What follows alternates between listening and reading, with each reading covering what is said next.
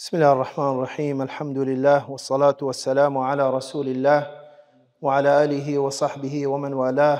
أما بعد، بەڕێزان خۆشەویستان، سەرەتا سپاس و پێزانینێکی زۆرم هەیە بۆ زانکۆی پۆلیتەکنیکی هەولێر و بە تایبەتی بەشی ژمێریاری بە سەرۆک بەش و بە بڵێن ڕاگر و بە هەموو مامۆستا بەڕێزەکان داوای لێبوردنەکەم ئەگەر ناوەکان نەزانم سپاسی ئەو میوانداریە دەکەم و سپاسیان دەکەم بەڕاستی کە بیریان لە ئەم چالاکیەیان کردەوە کە بابەتێکی بەو شێوازە بۆ ئەوەی کە ئێمە تەقریبەن 20 ڕۆژێکمان ماوە بۆ مانگێکی پیرۆز ئێمە چۆن لەو مانگە تێبگەین، ئەو مانگە چ گرنگی و تایبەتمەندی خۆی هەیە، چۆن ئێمە خۆمان ئامادە بکەین بۆ ئەو مانگە.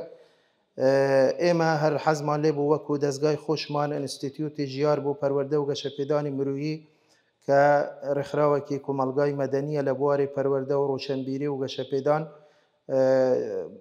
زیاتر لە 23 دەستە و لقمان هەیە لە سەرانسەری کوردستان و یەکێکە لەو ڕێکخراوە چالاکانەی کە لەو بارەوە کاری جیاواز و تایبەت و نەوعی ئەنجام داوە.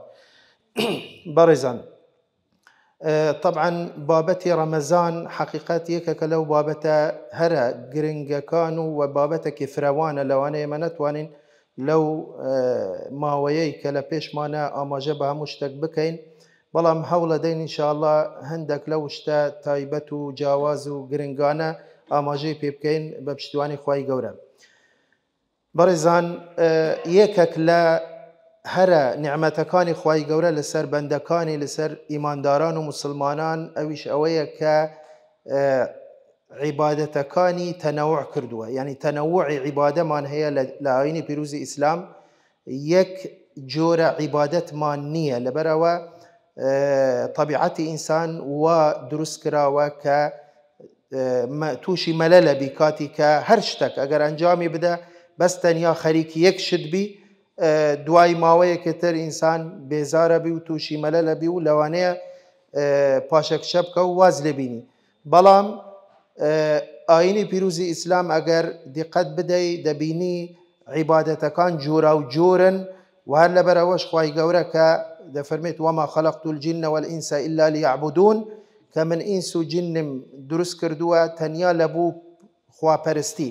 باشە، خواپەرستی ئەگەر یەک جۆر بوو حتمما ئەو کاتە ئینسان توانای نابی ئەنجامی بدە، بەڵام وەکو دەبینی ئەو کەسە کە نوێژ دەکە ڕۆژی جۆرەکی ترە، زەکات جۆرەکی ترە، سەدەقە و بەخشین جۆرەکی ترە، بەلکو تەنانەت قسەی خێر و وشەی خێر و ذکر هەموو ژیانی ئینسان دەبی بە عیبادەت. ئەگەر ئینسان نیەتی بۆ خوابی، ژیانەکەی تەنانەت خواردنەوەی، نووستنی، ڕۆیشتنی، هەستانی، یعنی ئەو کارەی کە ئەنجامەدە بۆ ئەوەی کە ماڵ و منداڵی بەخێو بکە، هەموو ئیش و کار و کردەوەکانی هەموو ساتەکانی بە عیبادەت و بە خێر و بە سەدەقە و بە پاداش بووی دەنووسرێ. خاڵێکی تر بەڕێزان، یەک لە بڵێن نیعمەتەکانی خوای گەورە بەسەر بەندەکانی ئەویش ئەوەیە کە هەندێک لە کاتەکانی تەفزیلی پێ داوە بەسەر کاتی تر و هەندێک لە شوێنەکانیش تەفزیلی هەیە بەسەر شوێنەکانی تر. ئەمە بە زەقی دیارە. ئێمە ئێستا بوو نمونە باسی ڕەمەزانەکەین، لە ساڵی جارێک دەگەڕێیتەوە مانگی ڕەمەزان کە یەک مانگە لە نێو 12 مانگ، بەڵام ئەم مانگە تایبەتمەندی خۆی هەیە. بۆ نمونە ڕۆژی عەرەفە تایبەتمەندی خۆی هەیە. بۆ نمونە 3 مانگ لە هەموو مانگێکی قەمەری کە 13 و 14 و 15 کە ئەیام البیضی پێدەگوترێت تایبەتمەندی خۆی هەیە. لە هەفتەیەک ڕۆژی دووشەم و پێنجشەم تایبەتمەندی خۆی هەیە و لە بۆ نمونە ڕۆژی جومعە تایبەتمەندی خۆی هەیە بەراورد لەگەڵ ڕۆژەکانی تر. ئەمەش وا دەکە کە یعنی ئینسان هەوڵ بدە استیغلالی ئەو کاتانە بکە بۆ ئەوەی کە زۆرترین بڵێن کار و کردەوەی باش تێدا ئەنجام بدە، بۆ ئەوەی زاد و زەخیرەیەکی باش لۆ خۆی ئامادە بکە لۆ بڵێن دوای مردن و لۆ قیامەتی خۆی. بەڕێزان، بەچەند خاڵێک پێش ئەوەی کە بێمە سەر ئەو بابەتەی ئێمە چ بکەین چ ئەنجام بدەین چۆن پێشوازی لەو مانگە پیرۆزە بکەین حەزم لێیە باسی فەلسەفەی ڕەمەزان بەچەند خاڵێک بە خێرایی فەلسەفەی ڕۆژیبوون لە ئیسلام چییە؟ خاڵی یەکەم بەڕێزان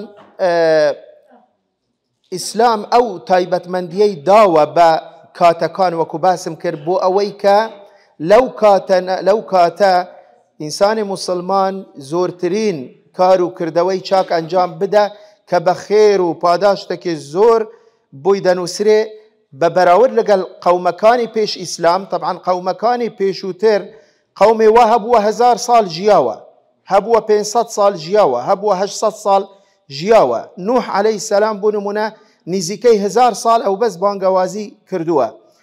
باشە ئومەتی ئیسلام وەکو پێغەمبەر درودی خوای لەسەر دەفەرمێت ئەعمار ئومەتی بەینە 60 و 70، یعنی عمرەکانی ئینسانی مسلمان لە نێوان طبعاً زورینەی هەیە بەڵێ تەجاوزەکە هەتا 100 و زیاتریش دەچی، هەیەش بە منداڵی وەفاتەکە، بەڵام زورینەی لە بینی 60-70 کەم دەمینی بۆ 100 و زیاتر. کەواتە ئەو ئەقوامانەی پێش ئیسلام کە 1000 ساڵ ژیاوە ئەو عیبادەت و تاعەتەی کردووە لە خلال 1000 ساڵ حتمما ئەو کەسە شەو ڕۆژ عیبادەت بکە ناگەتە ئاستی ئەو 1000 ساڵەی کە پێشینان و ئەقوامی پێشتر. بەڵام خوای گەورە بۆ ئەوەی تەعویز بکەتەوە بۆ مسلمانان ئەم کاتانە تایبەتی کردووە کە لە ئەنجامی کردەوەی چاک و تاعەتی خوای گەورە و عیبادەت لەو کاتانە یعنی بە ژمارەی ئەو هەموو ساڵە بۆ کەسەکە حساب دەکرێت. بۆ نمونە هەر مانگی ڕەمەزان کە شەوەکی گەورەمان هەیە کە شەوی قەدرە کە خوای گەورە دەفەرمێت خەیر من ئەلف شەهر کە زیاتر لە 82 ساڵ تەمەنی ئینسانەکە.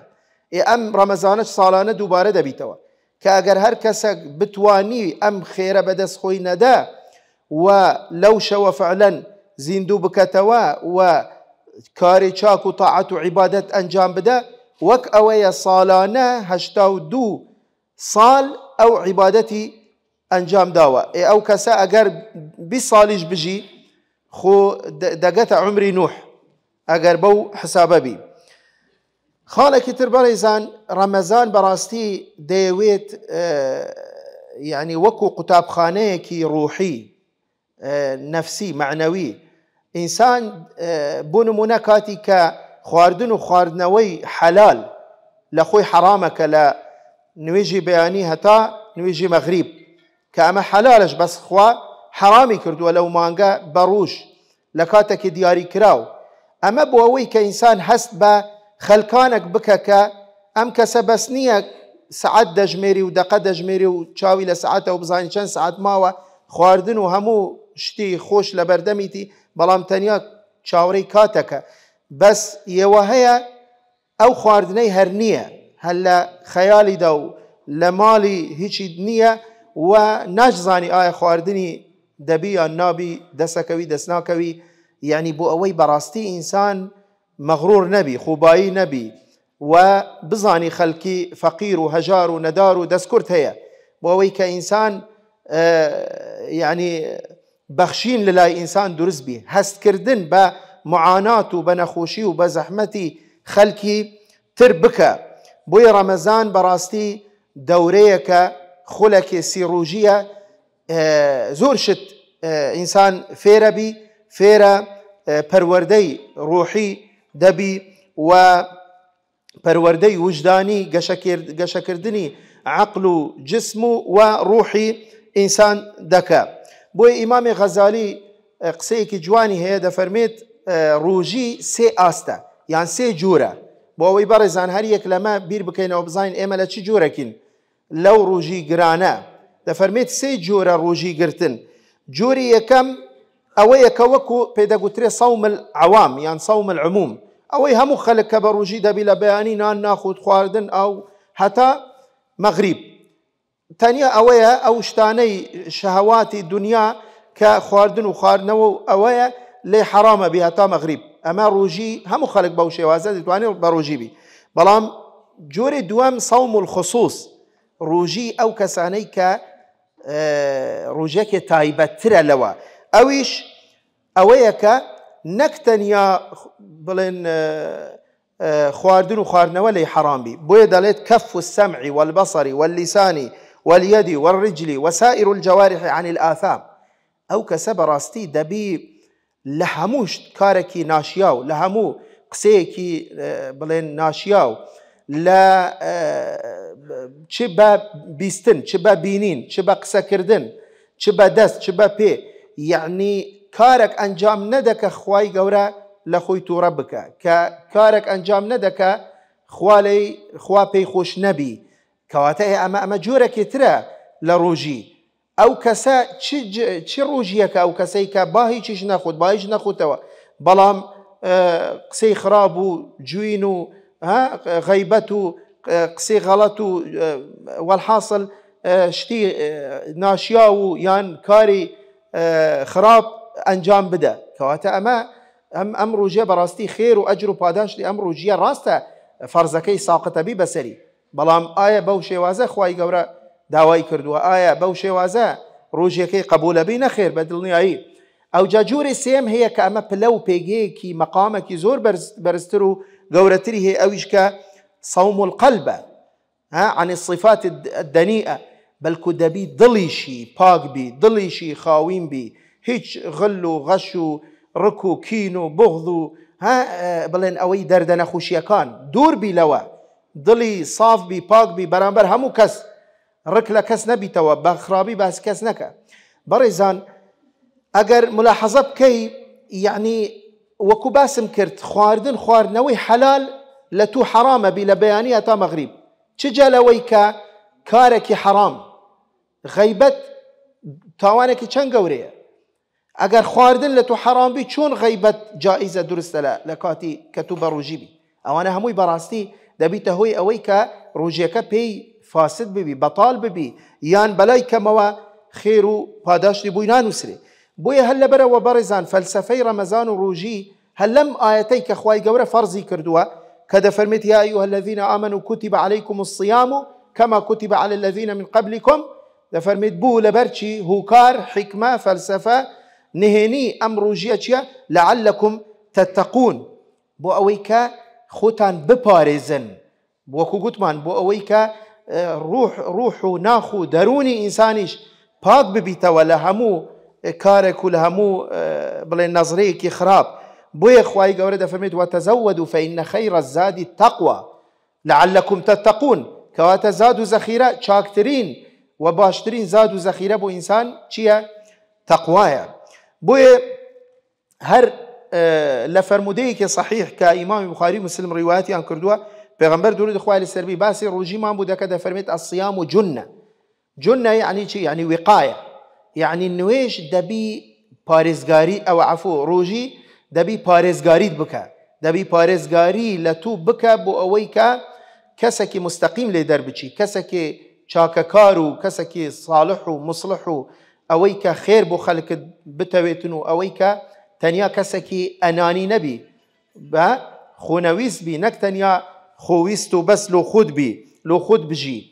ڕۆژی دەیەوێت ئینسان بەو شێوازە بیر بکەتەوە، بەو شێوازە دروست ببی. بۆیە دەفەرمێت فەلا یەرفەث ولا یەجهەل، دەفەرمێت ئەو کەسە نابی گونەح بکە، نابی تاوان بکە، نابیت حەرام شتێک بکە کە حەرام بی، کە خوا پێی نەخۆش بی، لەبەرەوە وەکو گوتم ئەو شتی حەلال لێ حەرام بووە. چۆن شتی حەرام؟ طبعا ئەو شتە حەرامە لە غەیری ڕەمەزانیش حەرامە، بەڵام لە ڕەمەزان بەتایبەتتر. بۆیە دەفەرمێت تەنانەت ئەگەر یەکێک شەڕی پێفروشتی، یەکێک قسەیەکی جوینێکی پێدا، قسەیەکی غەڵەتی پێگوتی، هاتوویستی لێت بدە، هەتا دوای ئەتوو وەڵام مەدەوە، بڵێ قل ئینی صائم، بڵێ کاکە وازم لێ بینە ڕۆژەکەم بەتاڵ مەکەوە، من بە ڕۆژیمە. ئەو جا فەرمووی والذی نفسی بیەده لخلوف فم الصائم أطيب عند الله من ريح المسك. سبحان الله. دەفەرمێت ئەو بوونە نەخوشەی کە لە ناو دەمی ئینسانی ڕۆژیگر دێتە دەرێ کە ئینسان حتمەن کە ئەو هەموو سەعاتە خواردن نەخۆت بە تایبەتی لەسەری بنویت هەستەوە بۆنی دەمی نەخۆشە بی. پێغەمبەر صلی الله علیه و سلم دەفەرمێت ئەو بوونە لە ریحی لە بوونی مسک خۆشترە لەلایەن خوای گەورە. ئەمە معنای چییە بەڕێزان؟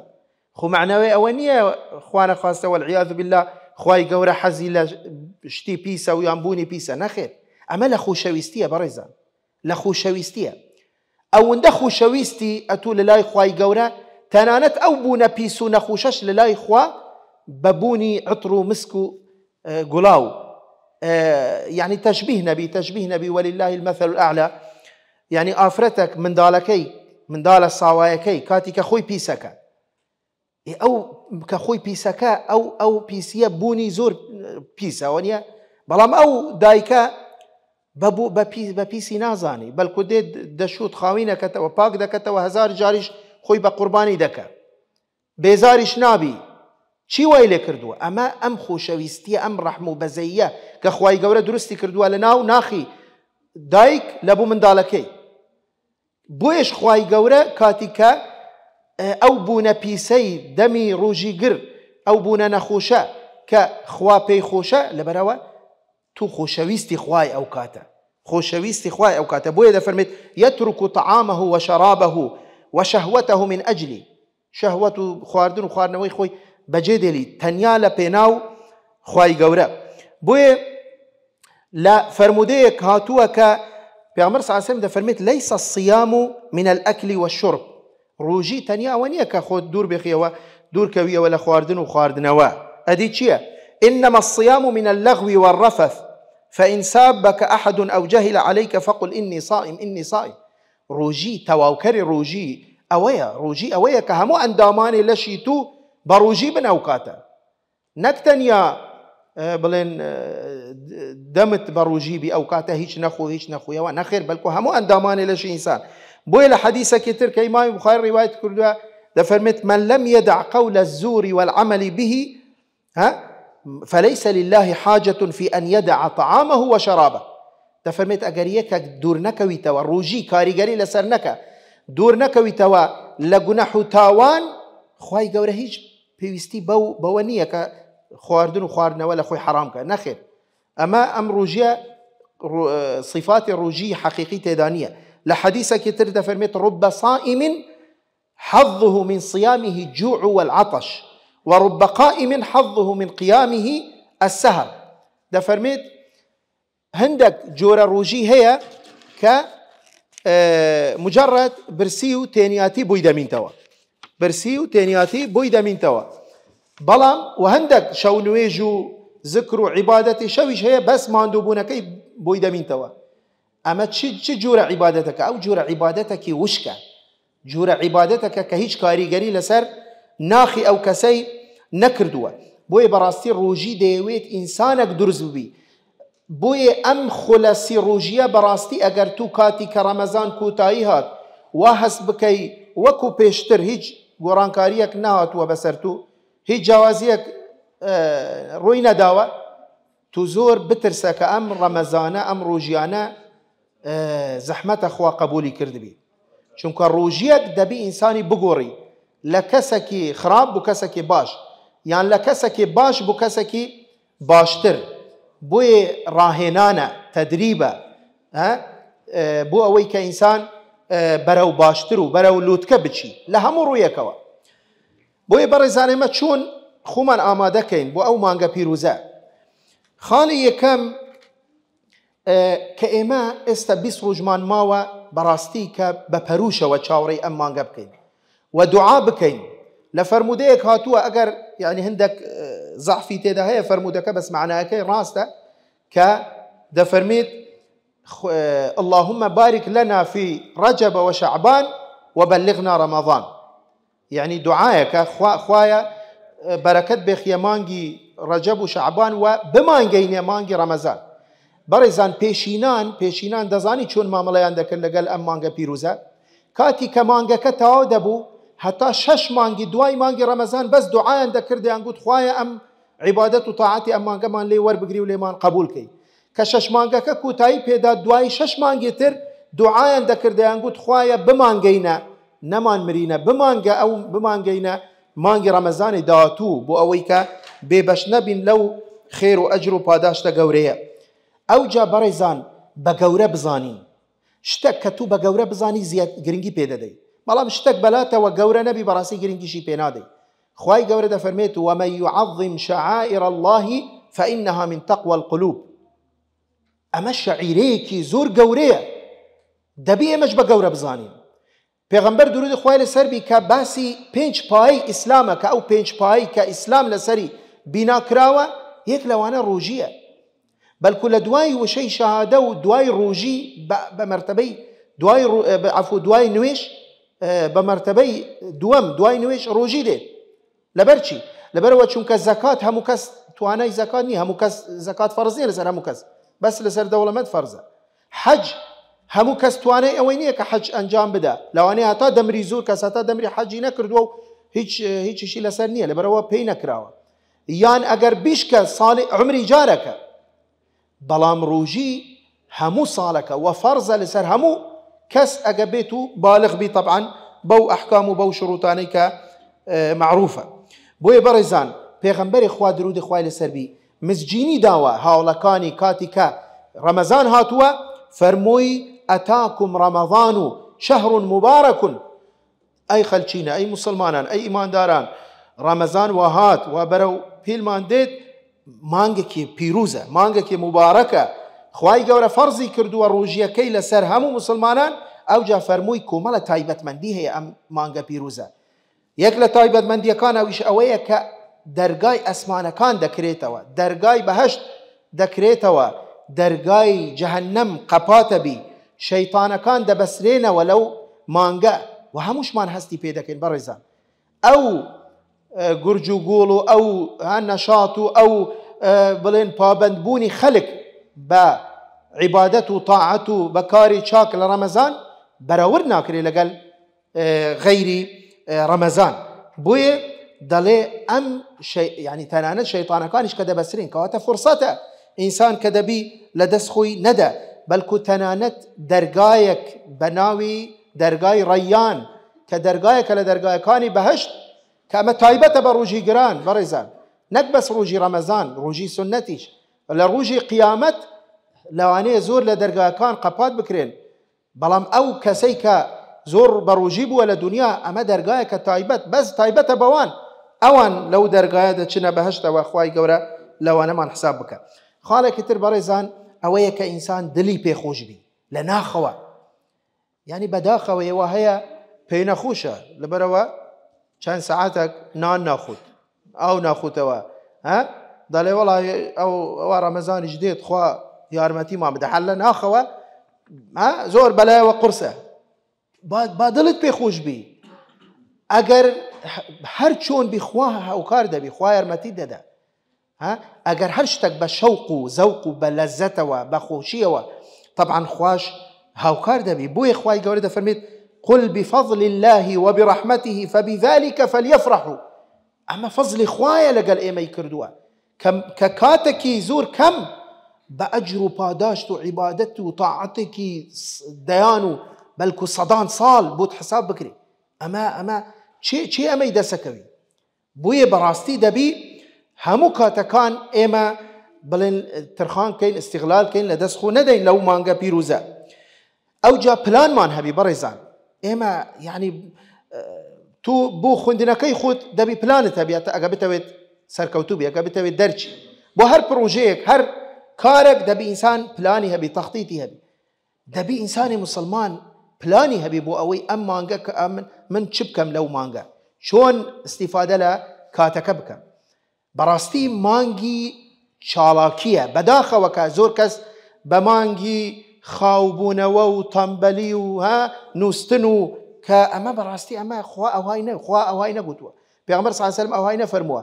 خوا ئەو ڕۆژەی ناوێ کابرا بنویە تا نیوەڕوو هەتا عەسر، بەس چییە وڵا بۆ ئەوەی کە کەمترین کات بۆ ئەوەی هەست بە تێنیاتی و برسیتی نەکە.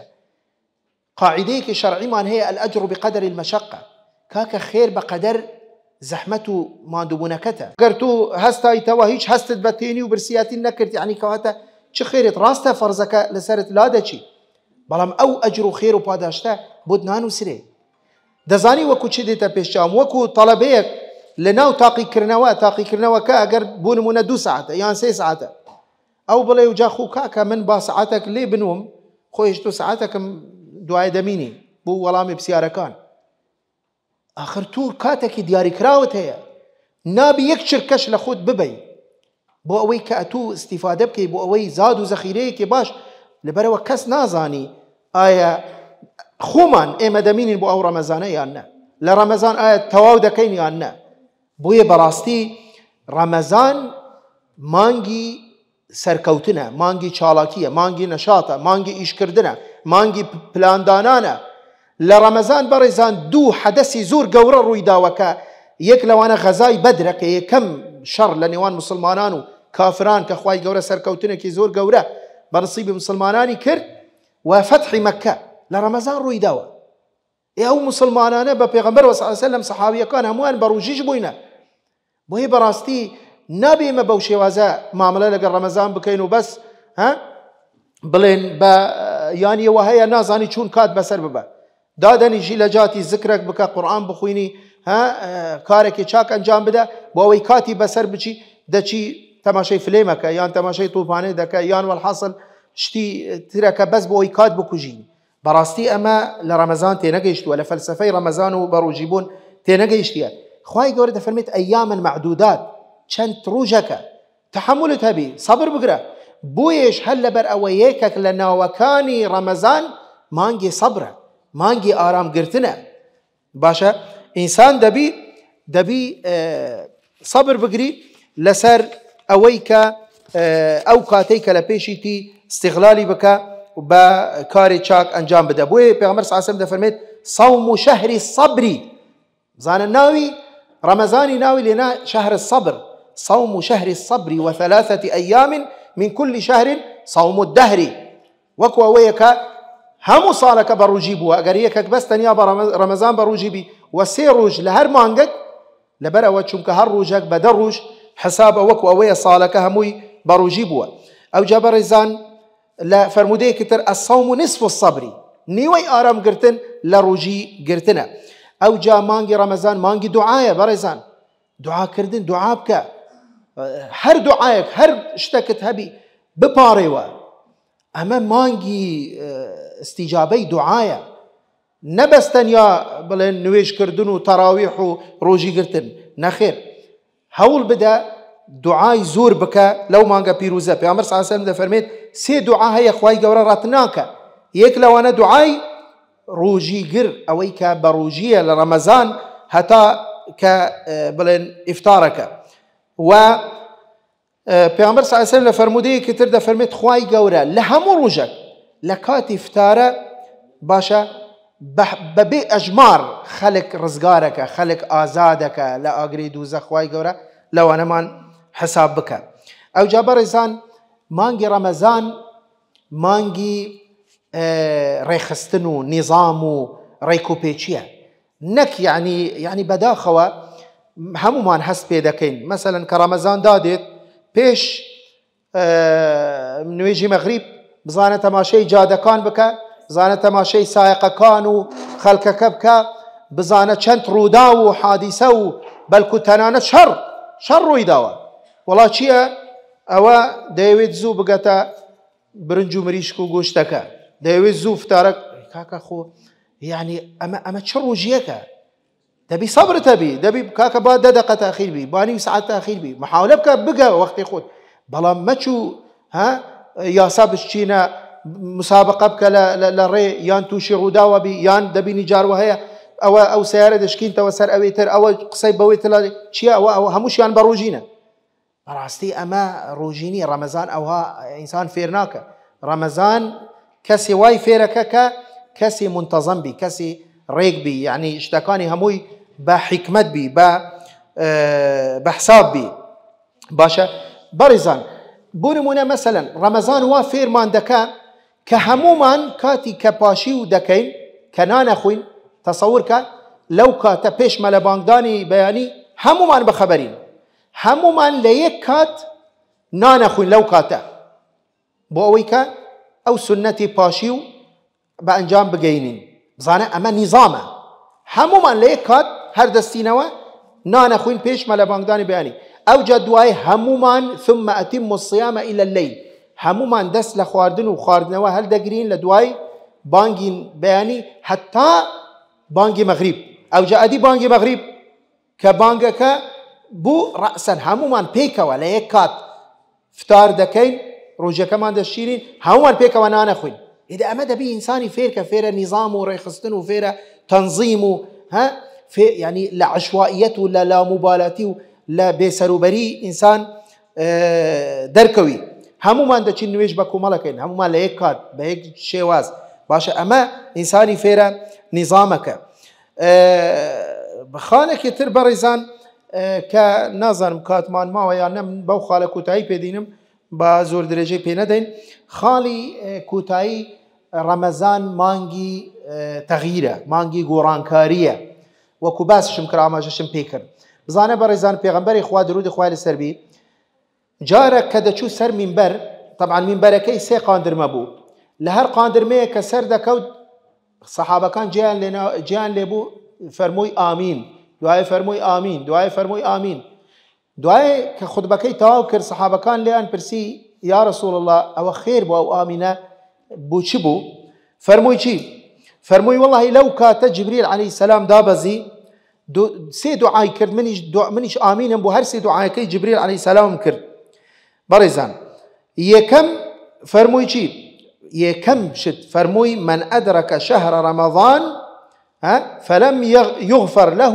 فدخل النار فأبعده الله قل آمين فقلت آمين طبعا حديثك صحيح إمام مسلم روايتك يكك لو سي دعايانا أو أبوه كجبريل عليه السلام فرموي كاتي كمان رمضان داديت أو كسا أجا استغلالي نكرت بلن كاري چاك وطاعة وعبادة أنجام ندالنا وأمانجا بيروزا أما مستحقي دوزخة وأما خواي قورا برحمي بينك پیغمبر صلی الله علیه وسلم فرموی آمین اما دلالتی اویه که براستی انسان دبی بگردره دبی رمضان وای لبکه او کسنبی اوی پیش رمضان دبی کاتی که رمضان کوتایی په هات حس بخوی کرده بی که گورانکاریه که جزری روی داوه لناخی لبوچونی لدلو درونی لکارو کردوی لهلسوکوتی لدینداری و لعبادتی و لطاعتی و لکاری چاک و کاری خیر وکو بس ما کرد كأما فضل خوايك الكلمة الطيبة صدقة تبسمك في وجه أخيك صدقة كإنسان هول بدأ فعلا دعاء استقامة بك أو شتاني أو كارو كردو حرام وتاوانو أواني كأن بيشتر أنجامي داو دعاء توبي كردو على رمضان نقريت وسري دعاء رمضان هول بدأ خوراقر بي لسري بي وببردوامي أو جاج برزان يعني تنانت يوهي مثلا بروجي نبي بروجي نبي بس ريز لرمضان بقري يعني تنانت اوي كبروجيش نبي بريز لرمضان بقري خوا قوري كردوا اوي كمسلمانة يعني بدا خوا مزور جار دبينين كسك مسلمان نية بلام ريز لا كلناو مسلمانان دجي ريز لا لو شعيرة مقدسة وبيروزة دقري كأم دزاني مانجكي قورية دزاني تايبت مندي خوي هي دزاني لان مسلمانان شتكي بيروزة ريز لا رمضان دقري اگر چي او غير دينه با پیش چاوي خلقو با اشكرا خواردن و خواردن و ناخو يعني اما پیش چند سالك لا يك لولاتكان لهندستان دورك دبلومك انجليزي بو چوين لو جي كدمان خوين طبعا همو هندوز بون بوذي بون بلام اما مجموعيه كمسلمان بون كرمضان بو اما بروجي بون طبعا او ما مستيقان ناندهش يك لو كسانه بين جور با اشكرا كچاي بدز بي پیشتر آسایی بو یا نسکافه دخو مثلا دیگوت برونه داره برونه شونه تر کلیبونه و او جوارن لبروا کوملا کسی مسلمان اما لولاتي اوان بوي نك اوان لولاتي مبون او ها بريز بون او احترامي رمضان يان دقر بوي ريزگرتن لو مانگا بيروزا اما فرزه اركي شرعيه لسر همو كسك تنانت او كسيك بروجيش نابي يان اوي مثلا داري والله بروجي بوا بس نويج ناكا ليغري استيواه مثلا دالي اتو روجيا كدلشي تو كنويجنا كاي بروجيش مبا لاخويا وفتوى ددا كاكوانيا ليغري بابا روجيبي نويجك بانك دايكا اما خطويك لواني اخوه هدايتي بدا بهوي روجيا كدواي نويجكش بك ولم تو درجاي رحمتي اخوي غير لي قبات مكه تنانت يواي مثلا دالي والله باشيوان هستاي تو برام بروجيش نبوه هر دستوا پاشیوان و بروجیش نابی ماڵ منداڵەکەی پێیان گوتو هەری کاکە تو بە ڕۆژی نابێت و خێرا هەموو پاشیوان قیتە بیەوە پێشمە هەمومان هەر دەستی نانە خۆی لەگەڵما وتی وڵی جاگەر من پاشیویش هەر نەسمەوە هەرێک جار کافرە بم عەلەقەل بەلەی گەڕی کاکە با هەسیتەوە بانان بخۆ با بە ڕۆژی نەبی فعلا وایە یعنی مهم شتێک لە ناخی دروستە بی دەرگای ڕەحمەتی خوا لە کەس قەپات مەکەن ئەمە عیبادەتێکی مستەقلە خۆی مەناڵێن کارێکی باشە با نوێژ نەکە با بە ڕووجی بی بەس نوێژ نەکەن نا ئەمە عیبادەتێک ئەمەش فەرزە بەلکو نوێژ گەورەترە گرنگترە پێشترە و فەرزەکەی زیاترە بەڵام نابی بڵێ وڵی ڕووجەکەت قبول نییە بە ڕووژیمە بە مادەمە تو نوێژ ناکەی یان ئەو کەسەی گوتیان هەری کۆی لەگەڵ ڕووژی و نوێژ وتی وڵی ڕووجەکەم پێ ناکرێت ئەوە نوێژەکەم پێ ناکرێت بەس ڕووجەکەم بوو دەخورێ کەواتە هیچ سفر بە هیچ یعنی ڕووژەکەشی ناگری نوێژەکەش ناگە بەڵام گرنگ وایە بەڕاستی ئەو کەسە وەکو گوتم کە لە ناو مسلمانان دەژی دەبی ڕێز لەو مانگە پیرۆزە بگری کە ئەگەر خۆی بە مسلمان بزانی بەڕاستی نابی کارێکەوە ئەنجام بدە کە هەستی مسلمانان و ئیمانداران بریندار بکە لەو ڕێزە بۆیە من زیاتر نامەوەی درێژەی پێ بدەم طبعا قسە زۆرە وەکو گوتمان مانگێکی گەورەیە مانگێکی پیرۆزە تایبەتمەندە هەتا بینە قسە بکەین تەواو نابی بەڵام ئەم شتانەی کە باسم کرد ئومێدەواری ئینشاءڵڵا کە کاریگەری لەسەر هەمومانی کردبی و ئێمە ئینشاءڵڵا تعالی هەوڵ بدەین لە ئێستەوە پلان و پرۆژە و پەیام و بەرنامەمان هەبی تایبەت بۆ ئەوەی کە لەم مانگە ئێمە چ بکەین چ نەکەین چۆن عیبادەت بکەین لە هەموو جۆرە عیبادەتەکان بە تایبەتی قورئانی پیرۆز خوێندنەوەی قورئان چونکە ئەمە مانگی قورئانە خوای گەورە دەفەرمێت شهر رمضان الذي أنزل فيه القرآن یەکێک لە تایبەتمەندیەکانی ئاینی ئەوە مانگی ڕەمەزانی پیرۆز مانگی قورئانە هەر لەبەر ئەوەش خودی پێغەمبەر صلی الله علیه وسلم هەموو ساڵی قورئانی جبریل عەلەیهی سەلام دەهات قورئانی دەخوێندەوە هەموو قورئان لەگەلی ئەو ساڵی پێش وەفات بکات دوو جار قورئانی خوێندەوە ئەو جا زانایان یەوە هەیە مانگی ڕەمەزان دە ختمەی کردووە یەوە هەیە 20 کردووە یەوە هەیە 30 کردووە تەنانەت هیچی وەکوی ئیمام شافعی دەفەرمون 60 ختمی قورئانی دەکرد لە مانگی ڕەمەزان بەلکو یەوە هەبووە کە عالمی حەدیث بووە لە مانگی ڕەمەزان واز لە مەجلیسی حەدیث و علم و زانست و ئەوانە هیناو بەس خۆی خەریکی قورئان خوێندن طبعا نەک بەس تەنیاش